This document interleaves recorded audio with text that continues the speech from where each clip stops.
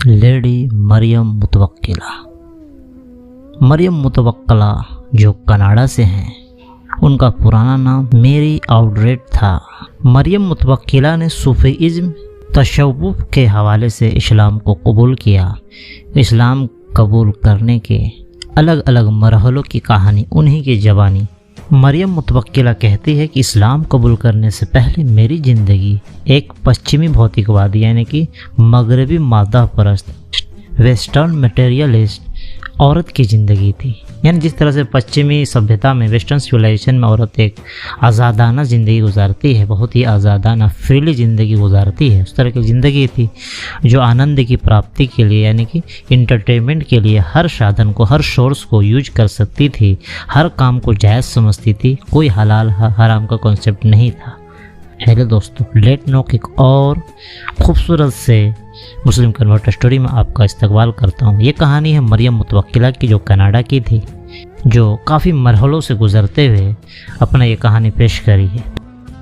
मरियम जमीला कहती है कि जो पश्चिमी सभ्यता की औरतों की एक ज़िंदगी होती है, एक सुख साधन, इंटरटेनमेंट, हर चीज़ को जायज़ समझना, कोई हलाल हराम से कोई फ़र्क नहीं, बस उस तरह से एक ज़िंदगी जीती थी जो इंटरटेनमेंट की प्राप्ति के लिए, जो इंटरटेनमेंट के लिए किसी भी हद तक जा सकती थी, हर चीज़ को जायज़ समझती थी। यह समझिए कि मेरे ज़िंदगी की रात और दिन जो है अंधकार में डूबे थे, टोटली अंधकार में डूबे हुए थे, एक अंधेरे में डूबे हुए थे। वह कौन सा पाप था, वो कौन सा गुनाह था जो मैंने नहीं किया था, और कौन सी बुराई है जो मैंने ना की हो। लेकिन अजीब बात है कि खुशी का यह एहसास बिल्कुल थोड़ी देर के लिए होता है, इंस्टेंटेनियस होता, और कुछ ही देर के बाद मेरे अंतर्मन में यानी कि मेरे अंदर से, मेरे आत्मा में एक ऐसी उदासी, मेरे अंदर ऐसी उदासी और गम छा जाता था जो बयान से बाहर है। यानी कि अंदर कोई सुकून नहीं, ना बेचैनी थी। थोड़ी देर के लिए तो एक मज़ा होता था, लेकिन उसके बाद बेचैनी ही बेचैनी जो बयान से बाहर है। मायूसी ऐसी जो दिल और दिमाग की गहराइयों तक उतर जाती थी और उसका ज़ाहिरी कारण नज़र नहीं आता था। मेरे दोस्तों में से बहुत से ऐसे लोग थे जो इसी हालत के शिकार थे। किसी ने बताया कि इस उदासी और डिप्रेशन का इलाज एक अलग तरह का, एक ख़ास तरह का साधुआना ज़िंदगी यानी कि पूरी तरीके से एक सेंट बन के ज़िंदगी गुजारा जाए, एक ऋषि, एक बुज़ुर्ग बन के ज़िंदगी गुजारा जाए, अलग थलग रह के ज़िंदगी गुजारा जाए और एक ख़ास तरह का एक्सरसाइज किया जाए। इसलिए मैंने 3 साथियों के साथ मिलकर फैसला किया कि शहर का ज़िंदगी यानी शहरी ज़िंदगी, मतलब इनको ऐसा लगा कि ऐसा करके कुछ शांति मिल सकती है। कोई सॉल्यूशन बताया होगा कि बाबा वगैरह बन जाइए, साइड वगैरह में चले जाइए तो आपको सॉल्यूशन मिल जाएगा। तो इन्होंने 3 दोस्तों के साथ मिलकर शहरी ज़िंदगी को छोड़ दिया और देहाती ज़िंदगी को, गाँव वाली ज़िंदगी को अपना लिया। 1 वर्ष पहले मैंने, यानी कि जो मरियम कह रही है, इनका पुराना नाम मेरी आउटरेट था, ये कह रही है जब उनका नाम मेरी ही था उस टाइम की एक कहानी बता रही है कि कह रही कि 1 साल पहले ही, यानी कि वो छोड़ने से पहले, शहर को छोड़ने से 1 साल पहले ही वो अपने जो हस्बैंड थे, अपने जो उनके शौहर थे, पति से सारा रिलेशनशिप ख़त्म कर दिया था और वह बिल्कुल आज़ाद ज़िंदगी बिता रही थी।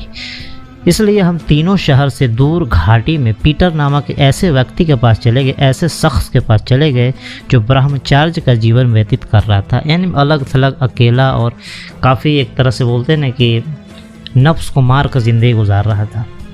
कहने को तो वह 150 एकड़ के एक फार्म का मालिक था, लेकिन वह लोगों से कट कर बिल्कुल अकेला ज़िंदगी गुजारता था।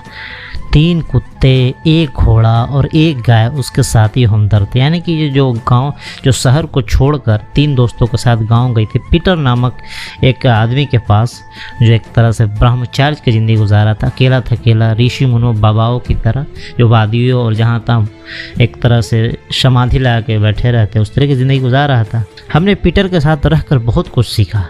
वहाँ जीवन असमान रूप से सादा था, यानी कि बहुत सादा ज़िंदगी थी। मतलब होता ना कि नॉर्मल से भी ज़्यादा सादा था। न बिजली थी, न कोई और आधुनिक सुविधा, मतलब कोई जो भी बिजली, लाइट, पानी, गाड़ी मोटर, किसी तरह का कोई भी सुविधा नहीं। हम सुबह से शाम तक काम में लगे रहते हैं और जब भूख लगती तो कोई सोयाबीन, जई के बीज और जंगली फलों से पेट की आग बुझा लेते।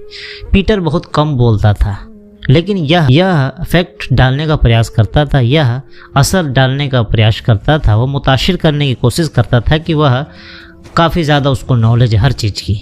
वह हर शाम बाइबल को पढ़ता और सुबह सवेरे ही उठ जाता। वह मसीह के दोबारा आगमन का यानी कि सेकंड रिटर्न ऑफ क्राइस्ट का बेसब्री से इंतज़ार कर रहा था। इस मुसलमानों का भी अकीदा है कि हमारे ईसा अलैहिस्सलाम जो है जिंदा उठा लिए गए थे। उनको ना सूली पर चढ़ाया गया, ना उनको मारा गया, उनको जिंदा अल्लाह ताला ने आसमानों पर उठा लिया और क़यामत से पहले एक बार और वो आएंगे।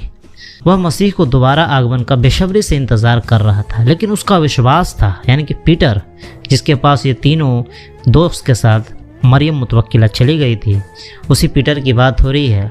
लेकिन पीटर का विश्वास था कि मसीह अलैहिस्सलाम से मुलाकात का मौका कम ही लोगों को मिलेगा। अनफॉर्चुनेटली, दुर्भाग्य रूप से, बदकिस्मती से हम पीटर की सच्चाई और उसके जो धर्म से लगाव था उससे हम ज़्यादा अफेक्टेड नहीं हुए, ज़्यादा उससे मुतासिर ना हुए और 1 महीने बाद ही कुछ हासिल किए बिना घरों को वापस आ गया। यानी कि 1 महीना से ज़्यादा वो नहीं चल पाया। सच्चाई की तलाश में ये मरियम मुतवक्किला का एक सफ़र ख़त्म हुआ। अब ये दूसरे सफ़र की तरफ चलने को तैयार। लेकिन इस मौके पर मैंने ये पक्का वादा कर लिया कि मैं अपनी गलतियों का जायज़ा लेकर उन्हें दूर करने की ज़रूर कोशिश करूँगी। मैंने ध्यान दिया, मैंने गौर किया तो मुझे लगा कि मेरी ज़्यादातर जो प्रॉब्लम्स है, समस्याएं हैं और नैतिक कमियों का बड़ा कारण यह है, यानी कि जो भी बेसिक कमियां हैं मेरे अंदर, उसका बड़ा कारण है कि मैं जो दुनियावी और आध्यात्मिक दृष्टि से अपने आप को अकेला महसूस करती है। मैं दुनियावी दृष्टि से और मजहबी दृष्टि से भी, यानी कि दुनिया के पॉइंट ऑफ व्यू से और मजहब के पॉइंट ऑफ व्यू से, रिलीजन के पॉइंट ऑफ व्यू से भी अपने आप को काफ़ी अकेला महसूस करती हैं। कोई एक भी व्यक्ति नहीं है जो इस भरी दुनिया में सच्चाई के साथ और सेल्फलेसनेस के साथ, यानी कि बिना गरज के, एक तरह से इस तरह का कोई बिहेवियर करे। वो ऐसा एक भी आदमी नहीं है। मुझे ऐसा कोई आदमी नहीं मिल रहा है, कोई हस्ती नहीं जिससे अपना दुखड़ा बयान किया सके। यानी कोई ऐसा एक आदमी की तलाश करी थी कि जो बिना कोई सेल्फलेसनेस के, बिना कोई गरज के मेरी बात सुने, मेरे सवालों का जवाब दे, सच्चाई की तरफ मेरी रहनुमाई करे। मुझे इसका सलूशन एकमात्र यही नज़र आया कि इस तेज़ रफ्तार शहरी ज़िंदगी को छोड़कर, इस एक्साइटमेंट वाली, उत्तेजनापूर्ण वाली ज़िंदगी को छोड़कर तन्हाई की ज़िंदगी, एकांतवास वाली ज़िंदगी, सॉलिट्यूड वाली ज़िंदगी जिया जाए।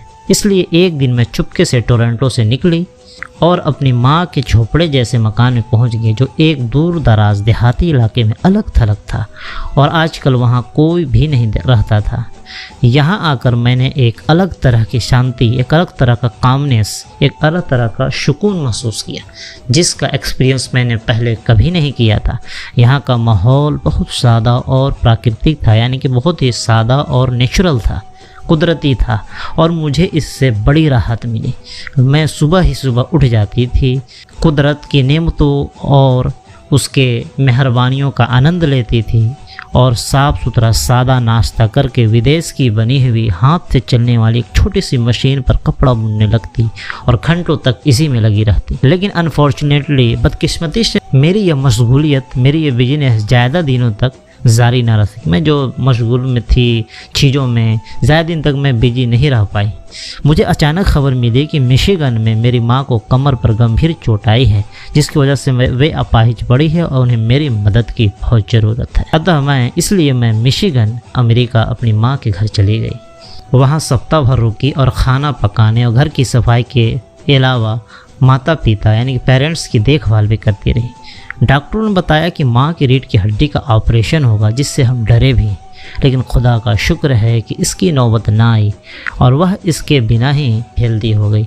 अमेरिका का रहन सहन बहुत ही हैप्पी और खूबसूरत था, हैप्पी और ब्यूटीफुल था, काफ़ी खुशगवार, काफ़ी अच्छा और सुंदर था। लेकिन मैं चूँकि पिछले 10 साल से अपने पेरेंट्स से, अपने वालिदैन से दूर रही थी, इसलिए उनके घर में रहते बड़ी बोर हुई और जैसे ही माँ चलने फिरने के काबिल हुई, मैंने परमिशन ली, मैंने इजाज़त ली और वापस कनाडा आ गई।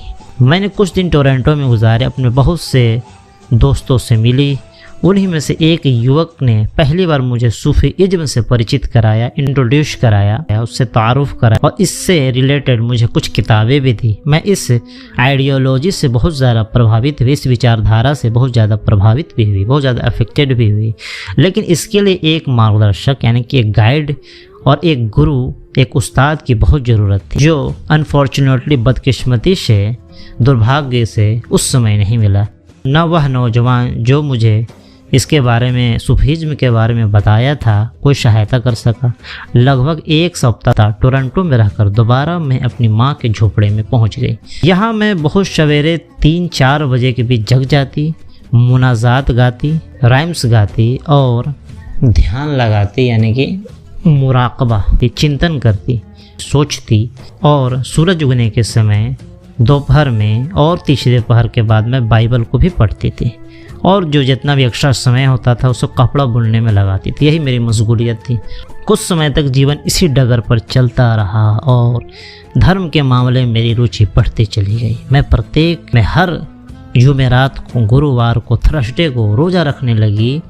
और एक बार तो मैंने शुरुआती दौर में ईसाइयों के हिसाब से कुछ खाए पिए बिना 3 दिन का लगातार रोज़ा रखा। मुझे बड़ी हैरत हुई कि मुझे इस काम से काफ़ी तकलीफ़ भी पहुँची, लेकिन यह काम ज़्यादा मुश्किल ना था।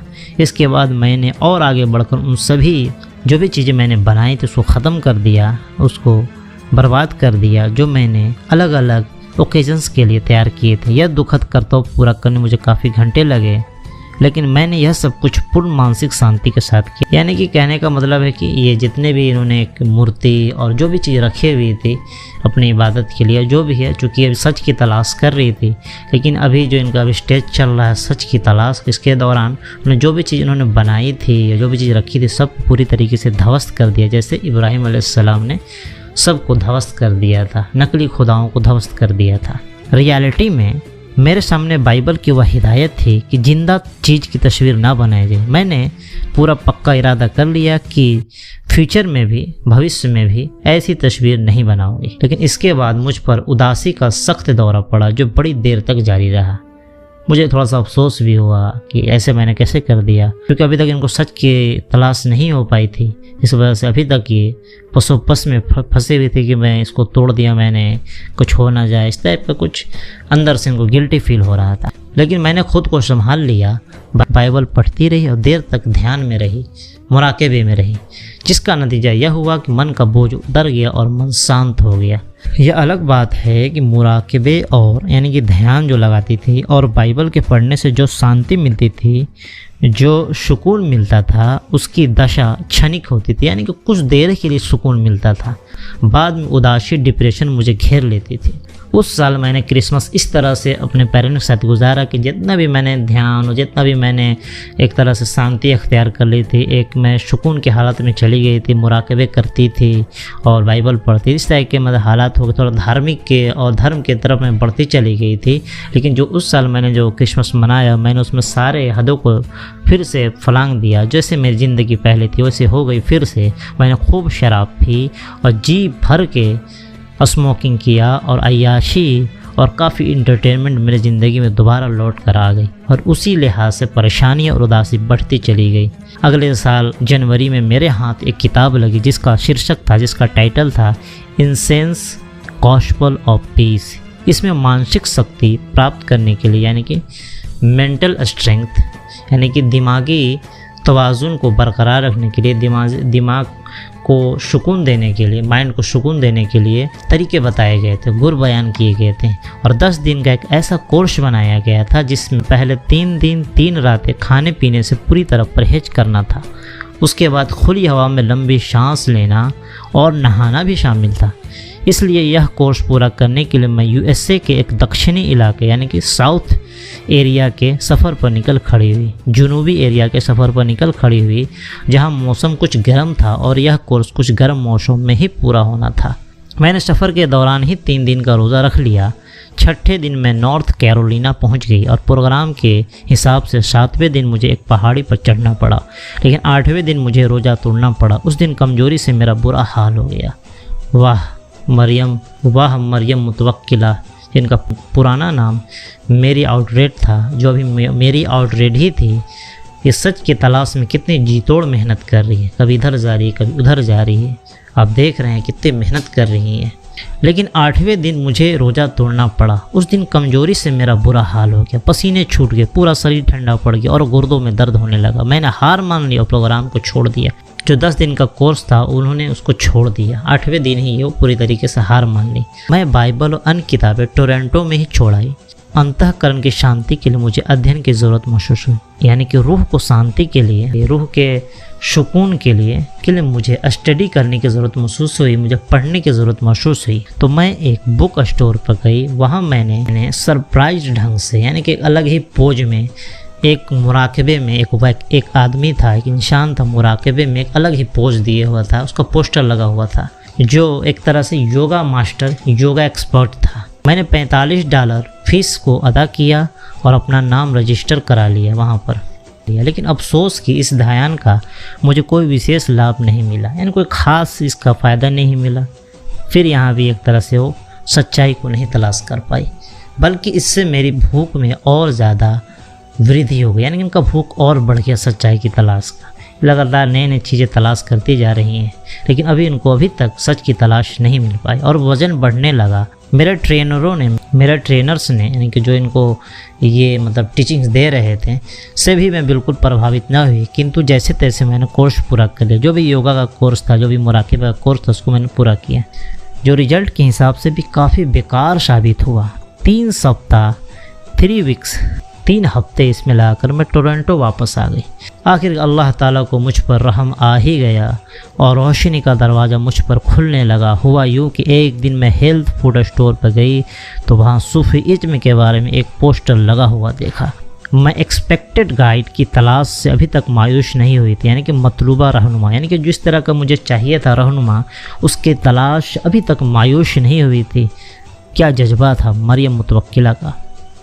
सोचा शायद यह जो मेरा डेस्टिनेशन है, यह लक्ष्य है, सूफीइज्म द्वारा प्राप्त हो जाए। जो मेरा सच जानने का जो शौक़ और जुनून है, वो हो सकता है कि इसी से मुझे यह सच मालूम हो जाए। और यह मालूम करके मुझे काफ़ी खुशी हुई कि टोरंटो में सूफियों का एक मजबूत ग्रुप है और वहाँ पाबंदी से प्रोग्राम होते हैं और लेक्चर दिए जाते हैं। 14 फरवरी का दिन मेरे ज़िंदगी का सबसे ख़ास और यादगार दिन है, जब मैंने पहली बार सूफीइज्म पर एक लेक्चर में शामिल हुई। वहाँ मैंने ज़िंदगी में पहली बार कुरान का पाठ सुना, यानी कि कुरान की तिलावत सुनी, रिसाइटेशन सुना और इतना ज़्यादा मुतासिर हुई कि रोने लगी। यही तो करिश्मा है कुरान का। कोई भी इसको सुनता है पहली बार तो बिना रोए नहीं रह पाता। फिर मैंने लेक्चर सुना जो शुद्धता, यानी कि दुरुस्तगी, एकदम पूरी तरीके से एकदम पाक दुरुस्त, एक्यूरेट, लॉजिकली और इन्फॉर्मेशन का एक ख़जाना था। मैं खुशी से और सेटिस्फेक्शन से निहाल हो गई। ऐसा लगा कि एक लंबे समय से मैं तूफ़ानी लहरों में थपेड़े खा रही थी, अब मैं किनारे पर पहुंच गई हूं। एक लंबे समय से मुझे जिस गाइड की ज़रूरत, जिस टीचर की ज़रूरत थी, वह इस स्पीकर के रूप में मुझे मिल गया। वह गौरव, पवित्रता, प्रेम और सच्चाई के पुतले समान था और शुद्धता और सच्चाई की उमंग से उसका चेहरा खिल रहा था। वह pride, purity, love and affection, truth का एक मुजस्समा था। लेक्चर के बाद सवालों का दौर आया। अलग अलग लोगों ने इस्लाम और कुरान के बारे में सवाल किए, जिनके काफ़ी लॉजिकली और सेटिस्फाइड जवाब दिए गए। आखिरकार मैंने उन्हें बताया कि मैं एक लंबे समय से किसी ऐसे सच्चे और पक्के गाइड की तलाश में हूँ जो मुझे ज़िंदगी गुजारने का सही रास्ता बता सके। मेरे अंदर जो बेचैनी है उसका इलाज हो सके, बदअमनी जो फैली हुई मेरे अंदर फैली हुई है, जो अनरेस्ट फैली हुई, उसको इलाज हो सके। गाइड ने, टीचर ने, जो स्पीकर थे, उन्होंने मुझे थर्सडे को अपने घर पर बुलाया, जहाँ सूफ़ी हजरात की जो मतलब हफ्ते में एक दिन जो बैठक होती थी, एक दिन जो मीटिंग होती थी, वहाँ पर मैं गई और इस्लाम के बारे में और अधिक नॉलेज मुझे वहाँ मिला, जहाँ पर कुरान से भरपूर परिचय हुआ और इस्लाम की स्वाभाविक उपासना विधि से अवगत हुई। यानी कि इस्लाम के तौर तरीके से कुरान के बारे में बहुत कुछ जानने का वहाँ मौका मिला। इस्लाम की जो भी इबादत के तरीके थे, नमाज था, रोज़ा था, हज था और बहुत सारी चीज़ों के बारे में डिटेल से वहाँ जाना, तो उम्र भर की प्यास बुझ गई। मैंने कलमा तैयबा पढ़ा, ला इलाहा इल्लल्लाह मुहम्मदुर रसूलुल्लाह। अल्लाह के एकमात्र अकेला यकता खुदा होने में कोई खुदा नहीं मगर अल्लाह और हज़रत मोहम्मद सल्लल्लाहु अलैहि वसल्लम अल्लाह के रसूल हैं का इकरार किया और अंधेरों से निकलकर नूर की तरफ आ गई, अंधेरों से निकलकर प्रकाश में आ गई, उजाले में आ गई। तो ये खूबसूरत ये स्टोरी मरियम मुतवक्किला की थी, जो लंबे समय से तूफ़ानी लहरों में थपेड़े खा रही थी, कभी इधर कभी उधर। लेकिन जब इनको सच्चाई इस्लाम के बारे में उनको पढ़ने का मौका मिला, इस्लाम से रिलेटेड सवालों का जवाब इनको मिल गया, तो वो उनको ऐसा लगा कि अब मैं किनारे पर पहुंच गई हूँ और मेरी उम्र भर की प्यास भी बुझ गई और मैंने कलमा तैयबा पढ़ लिया, ला इलाहा इल्लल्लाह मुहम्मद रसूलुल्लाह। जब इन्होंने पहली बार कुरान को सुना तो इतना ज़्यादा मुताशिर हुई कि रोने लगी। ये कुरान की एक तरह से मोज़ज़ा कह लें। ये कुरान कोई भी आदमी जब पहली बार सुनता है तो वो चमत्कारिक ढंग से रोने लगता है। जब उन्होंने पहली बार कुरान को सुना तो इतना ज़्यादा इफ़ेक्टेड हुई, इतना ज़्यादा मुताशिर हुई कि रोने लगी। जहाँ मैंने कुरान सुना, वहाँ जो तकरीर हुई, वहाँ जो लेक्चर हुआ, उसमें वो प्योरिटी, वो एक्यूरेसी थी, वो लॉजिकली बात बताई गई थी, जो इन्फॉर्मेशन दिया गया था, मैं खुशी से और सेटिस्फेक्शन से निढाल हो गई, मज़ा आ गया। इस तरह से उनको हर तरह के सवालों का जवाब, जो ज़िंदगी भर इधर उधर भटक रही थी जहाँ तहाँ, तो उसका जवाब मिल गया और ये इस्लाम के पवित्र छाया में आ गई। तो ये खूबसूरत सी स्टोरी मरियम मुतवक्किला की थी। उम्मीद होगा आपको ये पसंद आई होगी। मिलते हैं और खूबसूरत सी स्टोरी के साथ।